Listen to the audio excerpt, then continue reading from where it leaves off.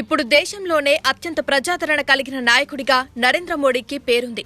ఇప్పుడు మోడీ మెడలో మరో కలికితురాయి చేరింది.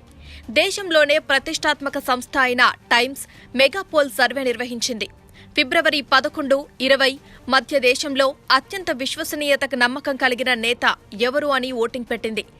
ఈ పోల్లో దేశంలోనే అత్యంత విశ్వసనీయత గల రాజకీయ నాయకుడిగా మోడీ నిలవడం విశేషం. 3/2 మంది మోడీకే ఓటేశారు. వచ్చే పార్లమెంట్ ఎన్నికల్లో కూడా మోడీయే తదుపరి పీఎం అంటూ వారంతా స్పష్టం చేయడం గమనార్హం. మోడీ తన 5 ఏళ్ల పాలనలో చెరగని ముద్ర వేశారు. జనాల్లో భారీ ఆశలు రేపి కొంతవరకు నెరవేర్చాడు. ఈ పోల్లో దాదాపు 83% మంది తదుపరి ప్రధానమంత్రిగా ఎంచుకున్నారంటే మోడీ స్థానాన్ని అర్థం చేసుకోవచ్చు. దేశంలోని వివిధ వర్గాలు జనాభా నుంచి సేకరించిన సర్వే ప్రకారం దేశంలోని అందరు రాజకీయ నేతల కంటే కూడా మోడీ ముందున్నారు. మోడీ దరిదాపుల్లో కూడా మరో నాయకుడు లేకపోవడం విశేషంగా చెప్పవచ్చు. ఇక టైమ్స్ మెగాపోల్ సర్వేలో 2వ స్థానంలో కాంగ్రెస్ అధ్యక్షుడు రాహుల్ గాంధీ నిలిచారు. ఈయనకు 8.33% ఓట్లు మాత్రమే వచ్చాయి.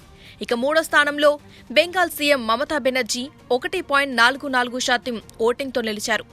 2014 ఎన్నికలతో పోలిస్తే రాహుల్ స్టామినా మరింత దిగజారడం విశేషం.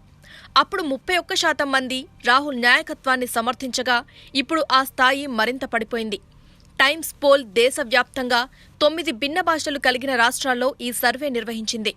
ఈ 5 ఏళ్లలో నరేంద్ర మోడీ ప్రభుత్వం ప్రజలకు చేసిన మేళ్లు, పథకాలపై ప్రశ్నలు అడిగారు. దీనికి ఆశ్చర్యకరంగా దాదాపు 59.51% మంది మోడీ పాలన చాలా బాగుందని కితాబివ్వడం విశేషం. మోడీని సపోర్ట్ చేయడానికి ప్రధాన కారణం ఏంటని మెజారిటీ ప్రజలను అడిగినప్పుడు 34.39% మంది మోడీ పేద ప్రజలకు ప్రవేశపెట్టిన పథకాలు, వాటి సౌకర్యాల వల్లనే మద్దతిస్తున్నట్టు పేర్కొన్నారు.